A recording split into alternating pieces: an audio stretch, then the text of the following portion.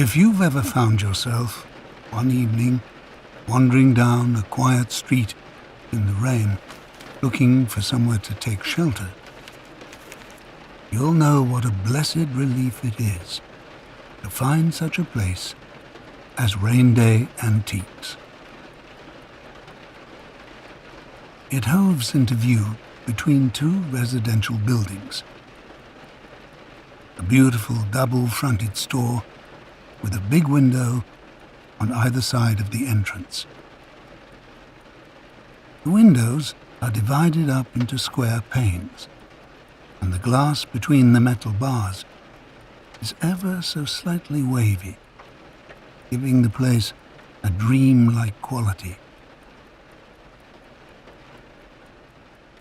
This quaint little establishment stays open 24/7, if you can believe it, catering to international antique connoisseurs who might arrive at any hour and casual passers-by.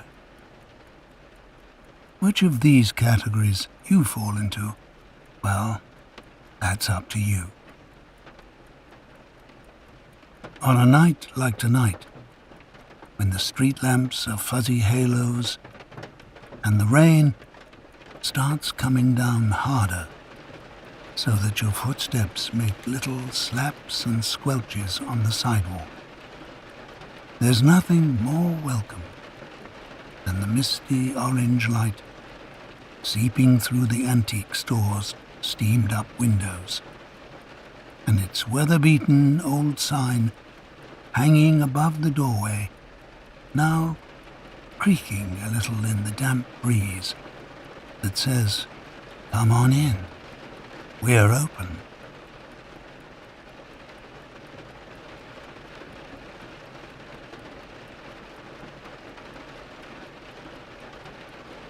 Inside, Rainday Antiques is as cozy as can be.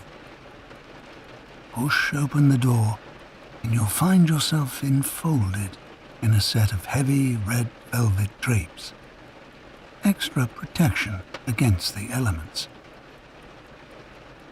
As you emerge through these into the store, the drapery rings click gently as they glide across the rail. It's quite a place. Above you is a domed skylight that looks up into the night, and the rain patters satisfyingly onto the glass overhead. There's plenty of space to move around, but every surface is piled high with curios, ornaments, and works of art. To the left of the door is a brass umbrella stand, and above it a set of coat hooks. So feel free to unburden yourself of any damp layers and take this chance to really relax. The owner of this charming emporium is a middle-aged man named Henry, a dapper and hirsute gentleman who is sitting quietly in the corner of his kingdom, reading a newspaper. Henry is the kindest man you could ever hope to meet. He's a true listener, and there are very few people you can say that about. If you ever chose to confide in him, you can be sure he'd listen carefully until the end. Then he'd say something very simple, but very wise. Something that would let you know everything's going to be okay. Now, as you enter, he nods at you graciously with an unobtrusive hospitality that says you're welcome to browse in peace for as long as you like. But if you need him, he's right here.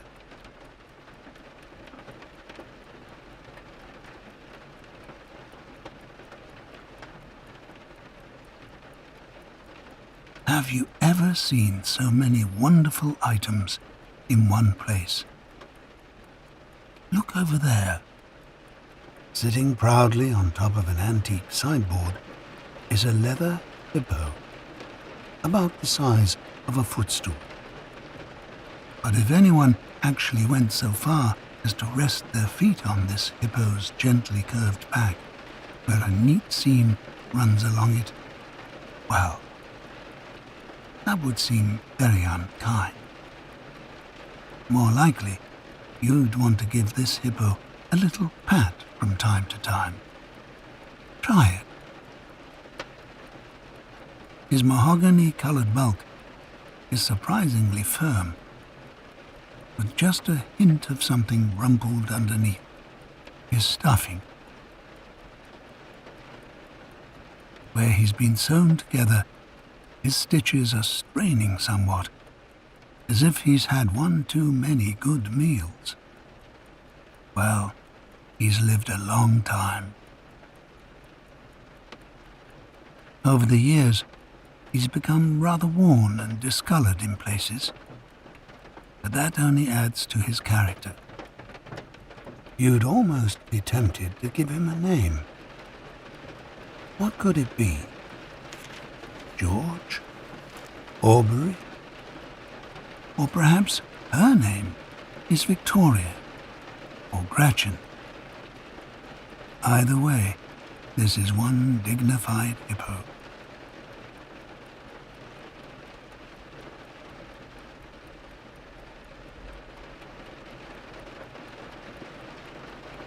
There's something so comforting about pottering around in here while the rain is rushing down outside. Henry, the proprietor, is playing a little light classical music in the background. It's hard to tell where it's coming from.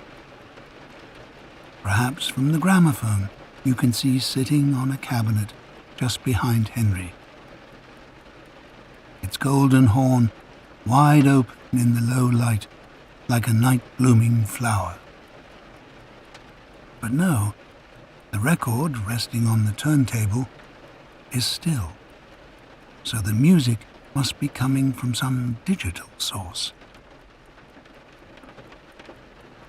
Beneath the gramophone, a sign states firmly, "Not for sale." Well, of course, it's hard to imagine how Henry can bring himself to part with any of these things. In any case, the gentle strings are a perfect accompaniment to the rain, which is trickling down the storefront windows with a rushing, crackling sound, which reminds you, such is the coziness in here, of the sound a fire makes, burning logs in a hearth.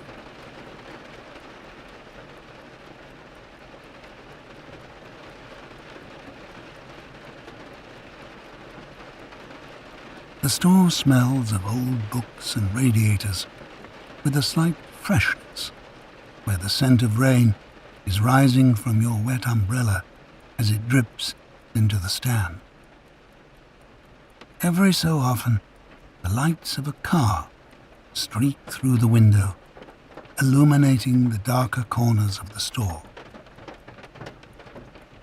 In that moment, you see a row of leather-bound books and a fine folding room screen. Its silk panels are embroidered with Japanese scenery. Houses with curved roofs surrounded by trees. A bridge arching over a river. Sound of the car passing is a loud sigh when the rain seems to briefly up its tempo before resuming its steady rhythm. You could stay here all night, just breathing in and looking at things, thinking about their story.